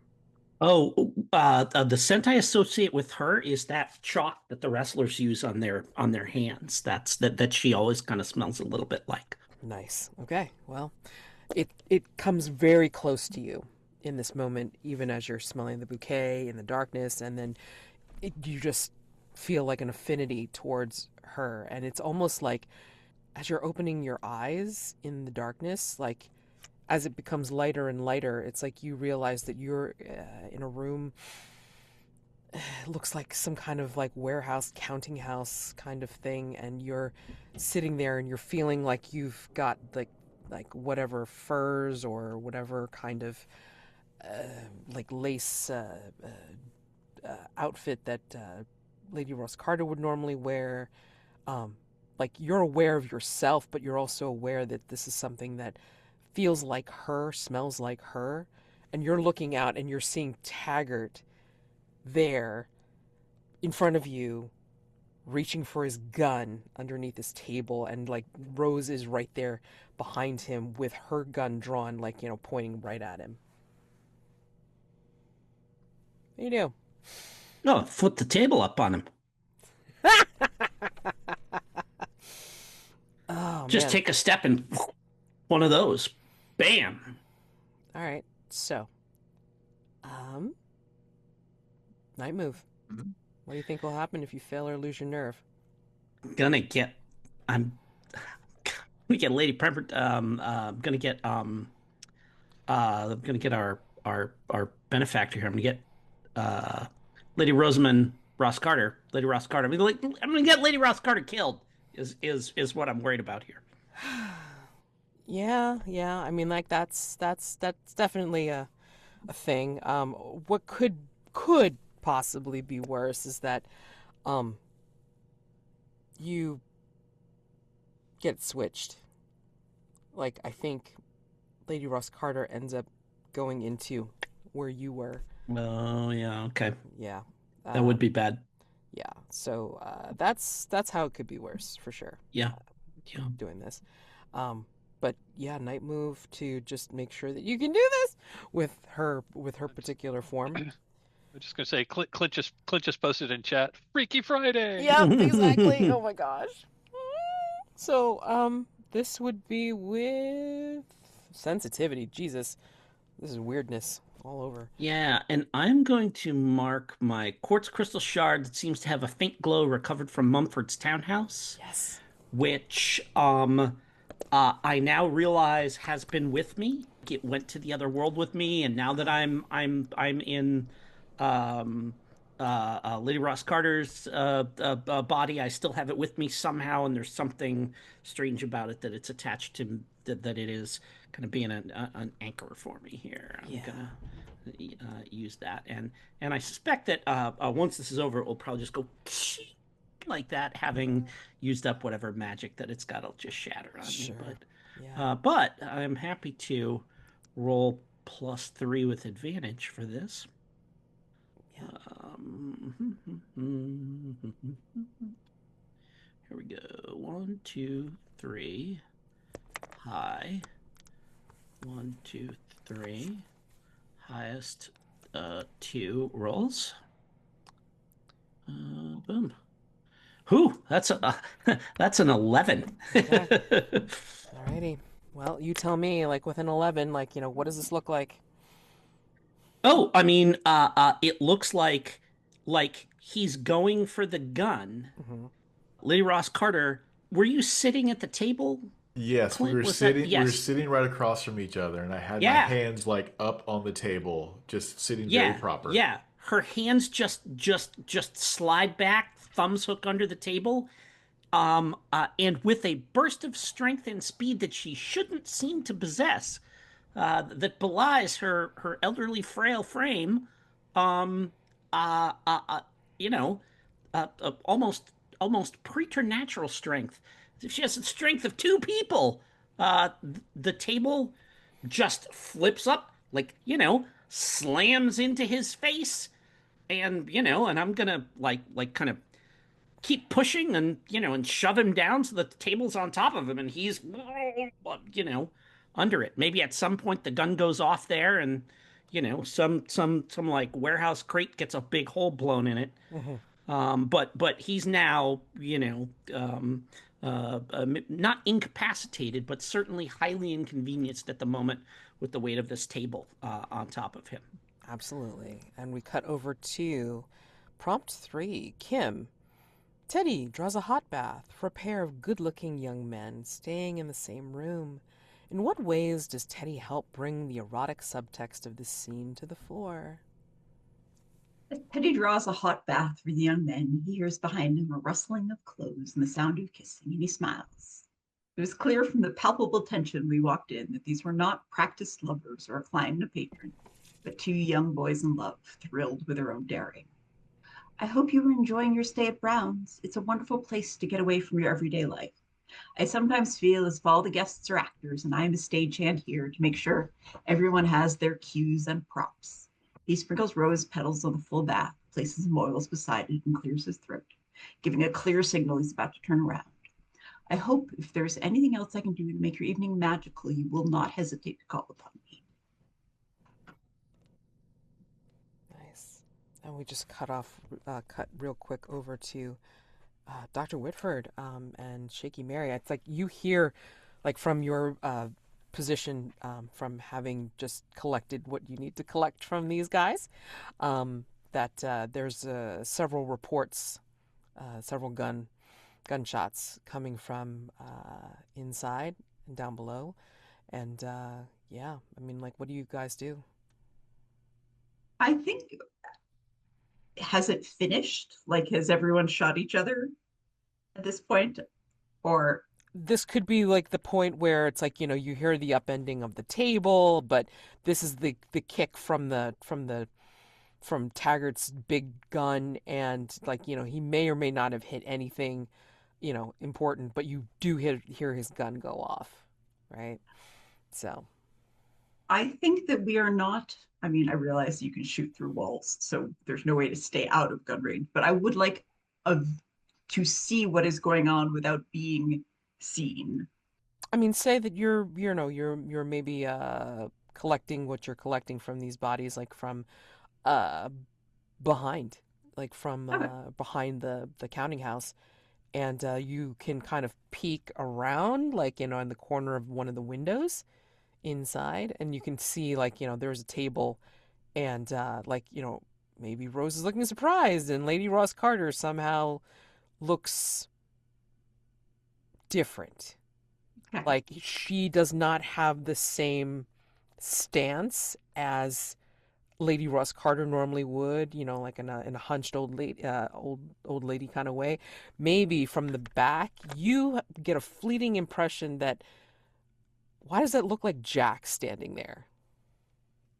I think I'm going to think back to, this seems like a veil, like, or Lady or Shaken Mary's going to say something very clear about a veil, and I'm like, oh. Oh, yes. Mm-hmm. And basically, like, once the shooting is done, I want to try to scruff Jack and pull him out of Lady Ross Carter.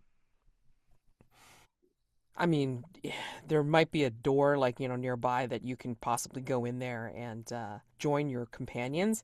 Like, it looks like they've corralled Taggart underneath the table. I don't know. Like, does Rose go and step on the table to make sure that Taggart stays down? I don't know. Once that happens, Rose basically like in a single motion, in a single like cat-like motion, she holsters her pistol, and then pounces on Taggart, intending for like one of her hand, like her right hand, to land on like his gun hand to Oh, like rip his gun away from him. nice. Okay. And just kind of like lean with her with her left arm across his throat. And like he's just like kind of like half defiant, and then half with fear, because maybe he sees the look in your eye as you're like, staring right into his face, and then like you've taken his gun away. Get off me! Just what are you gonna do? Huh? Well, a big part of me wants to blow your fucking head off. But I'm in a good mood tonight, so I'm just going to hand you over to Scotland Yard, where you can explain that where you can explain your little jewel thievery ring. You got nothing. You can't prove a damn thing. I just happen to be here. And maybe, just maybe, just don't have anything at all. And he's just trying to bluster his way through this. Yeah, I think I'll get off him. I'll haul him up, like twisting his arm behind him hard. I don't think I've got manacles or anything, but I probably got like rope, and I just kind of like, oh no no no no no no no no. I don't haul him up. I roll him over. I grab his arms and his legs, and I literally hog tie him. Nice. Okay. And I while you're doing, literally hog tie him and says, I gotta say, Taggart, it's been quite a while since I've done one of these. Since I've done one of these, I gotta tell you, I was the first. I was the first woman I was the first woman in a rodeo who did the rodeo in Kansas City. Oh, in Kansas City, and oh boy, did I bring the house down when I hog tied that bronco. he just growls and just like, like yells.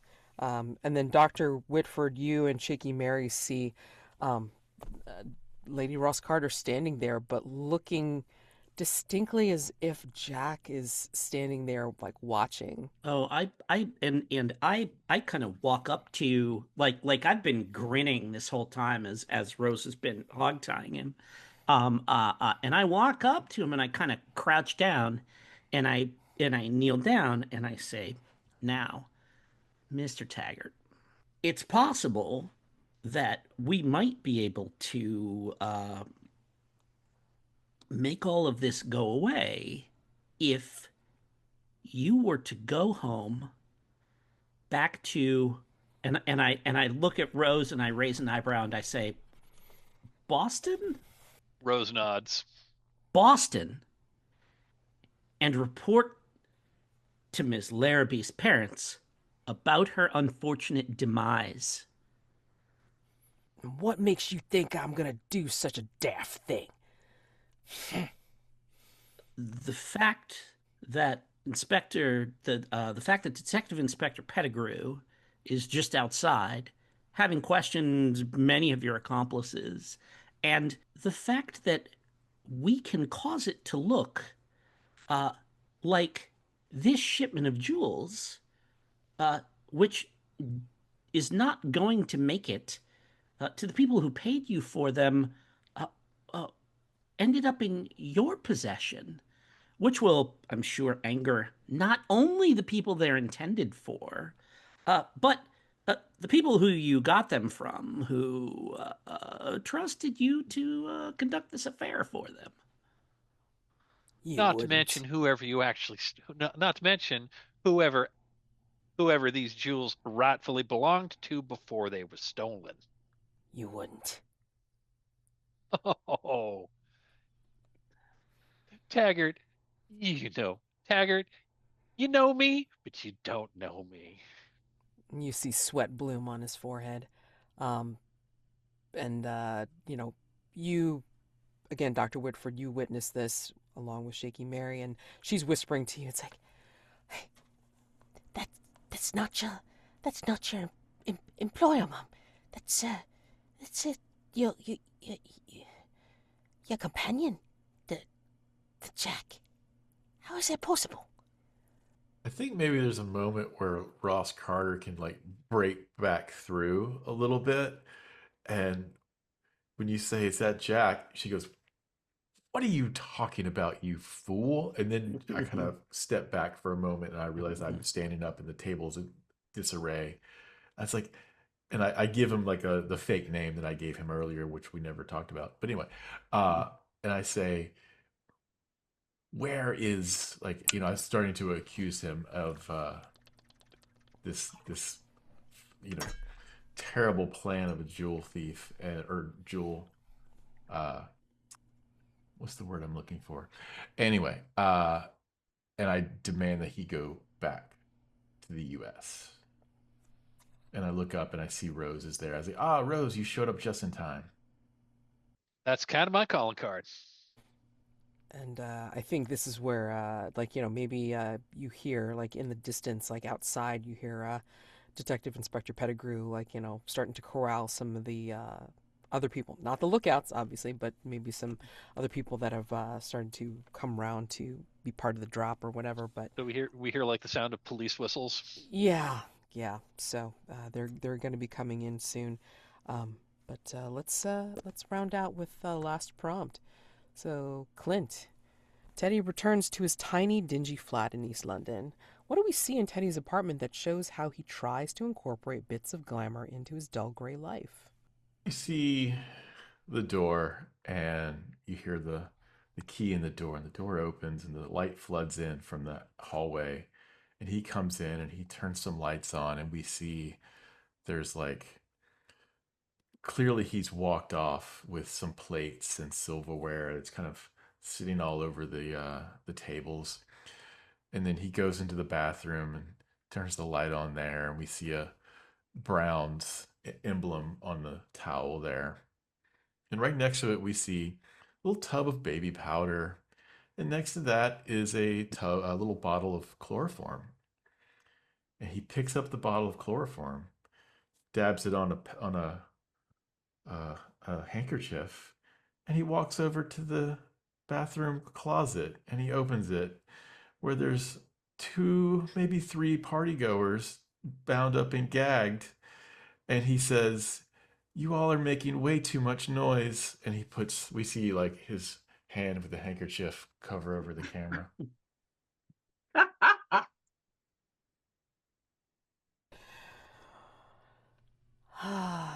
So, how do we see this particular evening end? Round out. Where do we see the hunters? And, of course, Taggart. So have I successfully retrieved Jack? Or You is tell that me how how. many? You tell me how that happens. I'm not gonna Okay. necessarily make you roll for it because yes, we'll say that the veil is quite thin here. I think Shaky Mary says something about that's not Lady Ross Carter, it's your companion, and then Lady Ross Carter sort of fronts and then falls back, and It's as far as I can tell, it's actually both of us. Dr. Whitford, you are always complaining that about how uncomfortable and restrictive corsets are, but perhaps you just need to use Lady Ross Carter's tailor because this is remarkably comfortable. This is what it's like not to be a brute. I could get used to this, but I fear Lady Ross Carter would not enjoy stumbling around in my clumsy form. So, whatever you can do to,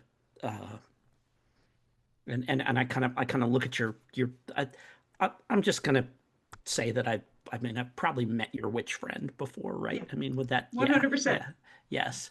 And I say, if you have some sort of tincture or folk remedy that might help us with this, I find it amusing, but I suspect Lady Ross Carter does not. I think Mary will whisper something in my ear and I will literally scruff you out. Like I will put my hand in the back of your neck and just sort of pull, and somehow you separate. I think this whole time, like as this is going on, there's like this battle between Jack and Lady Ross Carter, where we're both talking, we're kind of Smeagol and Golluming it, like Yes. yeah, and it's going back and forth until it gets to this climax and like this fever pitch of energy when the doctor steps in and pulls Jack out. Yeah, I'll just just say, like there you are.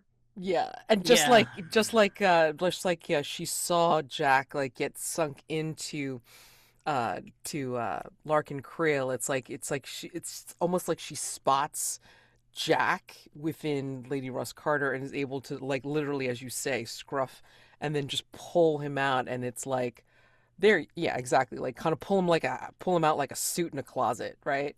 And then like Jack, you find yourself like staggering outside of Lady Ross Carter's body, and then you can feel that Dr. Whitford's firm grip on the back of your neck.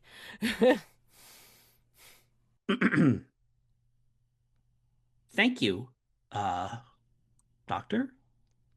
Like let go of you, maybe pat your shoulders a little bit, step back. Oh, pardon me a moment, I say, and I just walk over to where Taggard is hogtied and just give him a good solid kick in the kidney. Do a little bow to Rose, and then walk. Good to see you again, Jack. Walk over to talk to Dad Pettigrew. And Pettigrew will look at you, Jack, and say, "Was that completely necessary? I mean, granted, he looked a bit rough, certainly, but, excessive?"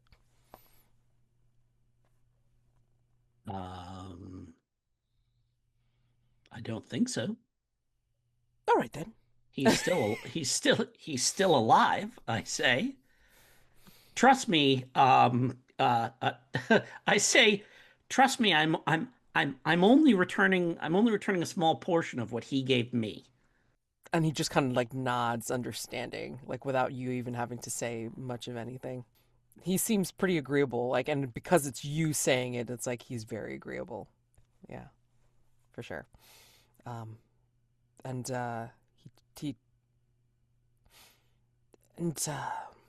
is there, well, do you think that there'd be enough evidence here to, put him down on charges of, being able to deport him?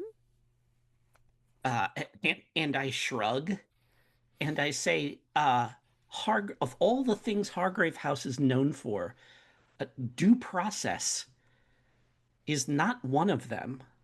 That is your department, sir. Just wanting to know if you had any other information that could help me with my case. Perhaps. However, I'm exhausted, and we are due back at Hargrave House, so I'll leave this rapscallion to you. Certainly. And he will turn to you, Rose, and saying, "Do you need any help, Miss Larrabee?" Well, I guess the question is, are you going to arrest him for running an international jewel theft ring? Or am I going to simply frog march him off onto the next ship back to Boston? Well, given the amount of evidence, and he holds up the bag of the particular jewels that he had, and then like some papers that were forged and stuff like that. I mean, like some of the things that he found, as well as like, the big bag of currency in other denominations. He's like, "I think we have a bit of enough evidence to put him under arrest." So, yes, I think... Well then, Constable, I will leave him to you. All right. Well, I thank ye for making this case a mite easier for me. This turned out quite fine after all. I think so. Rose tips her hat to Pettigrew. She smiles evilly at Taggart, tips her hat to him, and then walks out the door. And I think as she walks out the door, we see pasted next to the wall, like a number of bills and advertisements, including one for a play that's playing on the West End.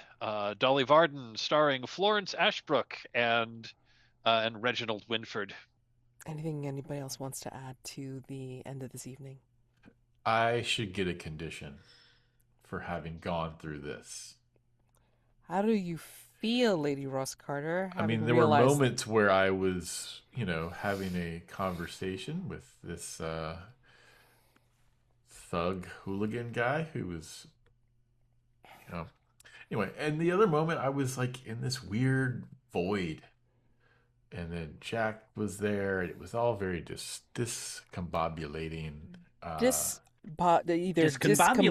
Discombobulated, yeah. Discombobulated. I was going to say, yeah, discombobulated. It's been a hell of a night, unfortunately. Although, let's just go over to we're closing out of night phase as Dawn's fingers reach into the horizon. And real quick, we're going to look at Rewards. Well, actually, let me follow the reference sheet. Dawn. Yep. Collect rewards first. Okay. Pinkerton. Yay. All right. So Pinkerton is resolved. Yay. Yay. Hold on. Active threat. Nope. Never Resolved. liked that guy. Nope. No, All I right. never did either. All right. So hopefully this copy's over okay. And I will read this off. Taggard's 1848 Baby Dragoon. It's the gun. Added to your personal quarters. One of Taggard's side knives, an adder carved on the handle. Added to your personal quarters. And then the other 3 are mementos from the investigation. Ask another hunter what it is, then add it to your personal quarters. So, take your pick. I think Rose. Larrabee, you should have the first pick, given this is your playbook threat. What do you Okay. want? 1848 Baby Dragoon, a knife, or a memento? You know, Rose seems to be the kind of person that might have a gun in each hand. I'm going to take the baby dragoon. All right, take it. Okay, let's go in order. Lady Ross Carter, what do you want? Jack/Jim, will you give me a memento from this? Yeah, it's a shot glass that came off of that table when you guys were drinking with each other. It's yeah. Does it have something carved in it? Oh, it's a shot glass with his initials carved in it. Yeah, like etched in it. WT. Yep. Okay, Dr. Whitford. Clint, will you give me a memento? You said Clint. Yes. Okay. Sorry, I was typing when you said that. So,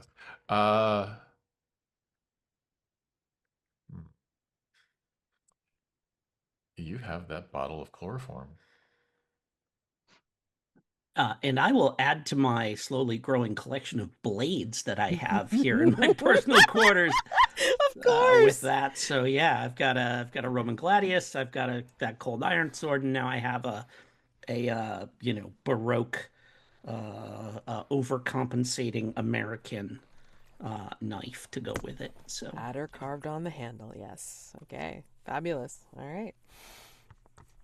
Rewards are given out. Answer Dawn questions. All right. Heading over.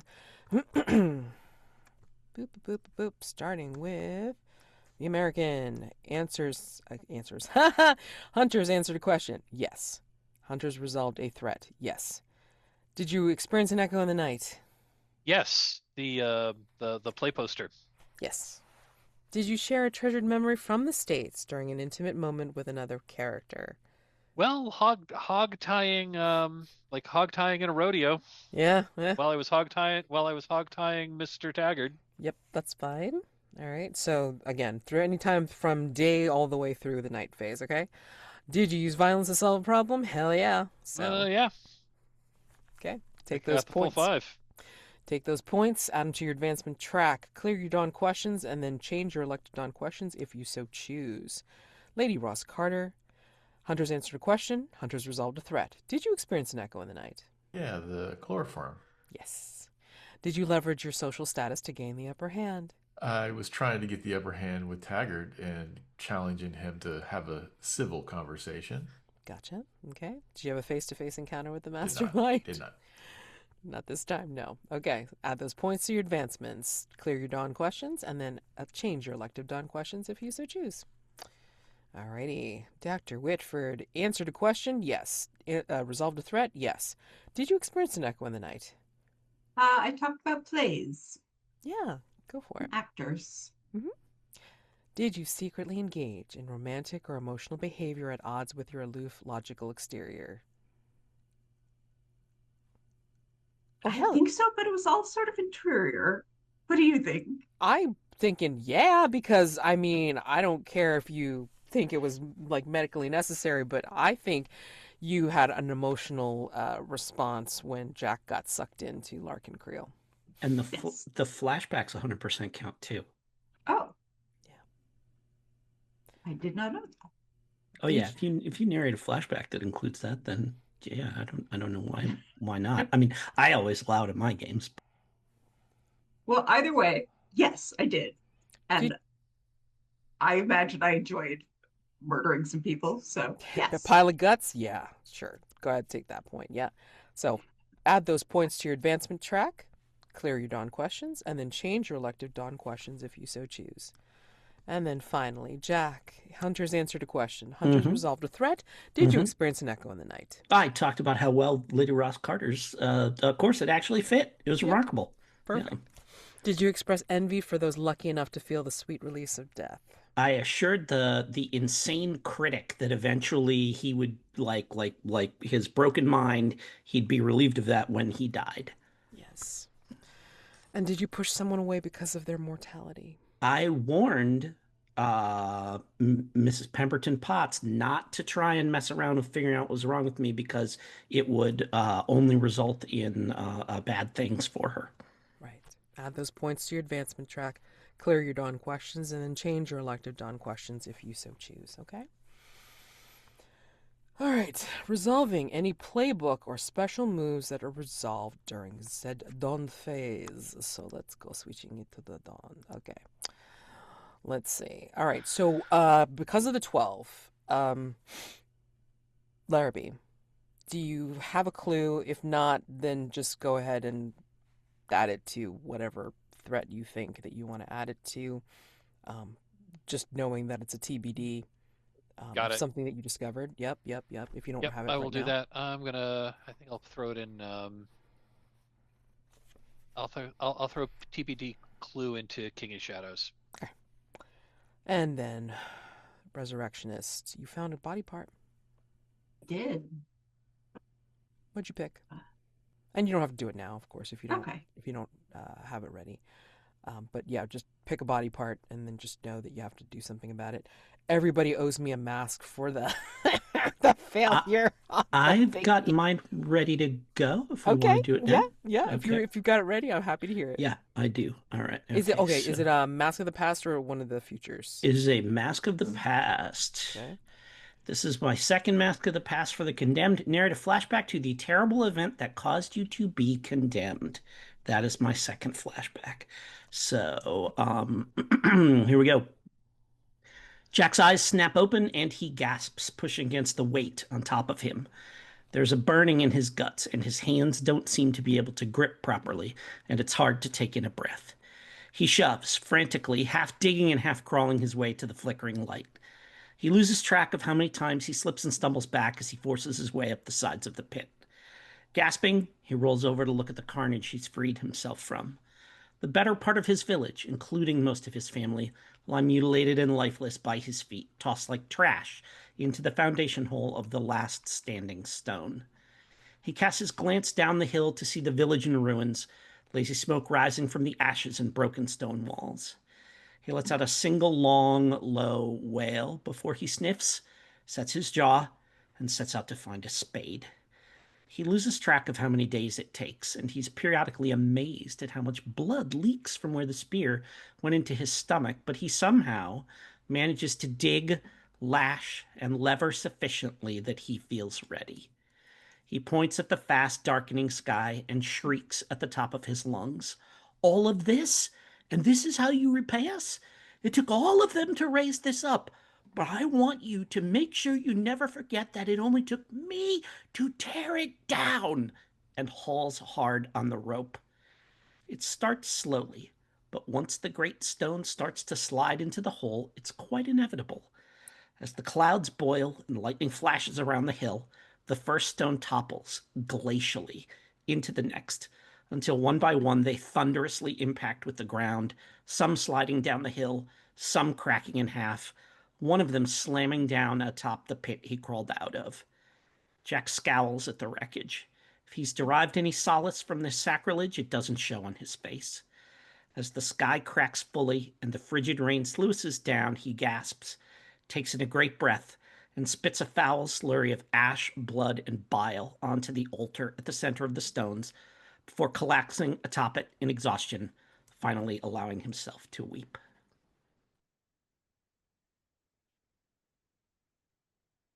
Beautiful. Does anybody have any of their mask? I mean, you don't have to, obviously, but if not, we'll wait until next time. All right. So, yeah, let's go ahead and close with stars and wishes. Things that you appreciated about this session, gameplay, roleplay each other, and wishes what you'd like to see for future or next time. I think if it may, I'm going to rewatch last session and think about this one and give stars and wishes on Discord. My brain is kind of shot. Oh, right that's fine. So, that's fine. I'm just going to sit back and listen. Okay. Anybody have anything that they want to make a mention of? It doesn't even have to be about everybody. I mean, like like anything that you do remember. Yeah, I'm just gonna throw a couple out because I'm also starting to flag here. Sure. It's getting late. Giant star to Clint for suggesting that. Maybe Jack's gonna possess me. That was awesome.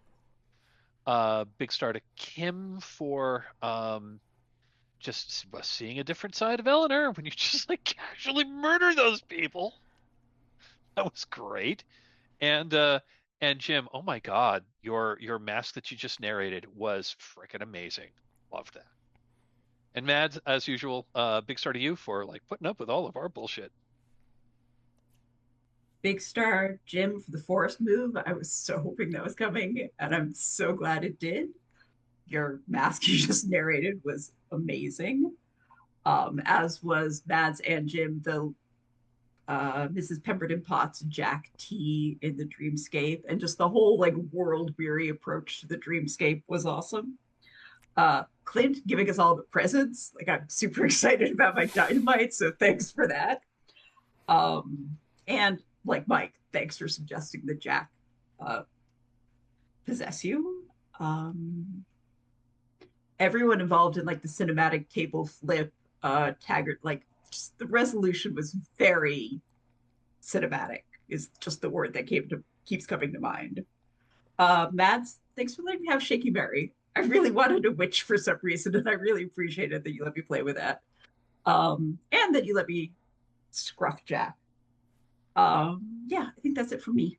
Repeat, Clint, the kudos for the body swap possession thing. There's actually a pretty elegant way to get me out of the dream world, which I really quite liked. I also liked I like Undercover Lady Ross Carter is my favorite Lady Ross Carter. And that was delightful. Kim, the flashback to the bike lesson was really cool. I really liked that. That's like, because one of the things that you can do with the flashbacks is, show contrast between who people used to be and who they are now, and watching, and seeing Dr. Whitford's, somebody attempting to get her to open up emotionally and stuff like that.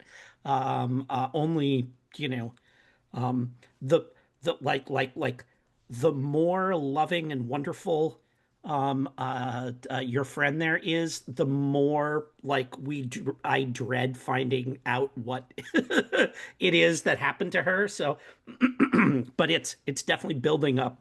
It's giving us the background for why she is pursuing this whole project in the first place, and it's really neat to see the little snippets of that. It's fantastic. Mike, you got to pull the kind of classic old school gamer move of like shooting a magic missile at the darkness. When you just unloaded your pistol at the shadows, which is fun. Like it's so funny because like just such a classic gamer thing. That's what I was thinking as when you were talking about that. You guys are going. I'm like, I cast magic missile at the darkness. But and the hog tying thing was great. That was just a very very rodeo appropriate. I thought that was fantastic.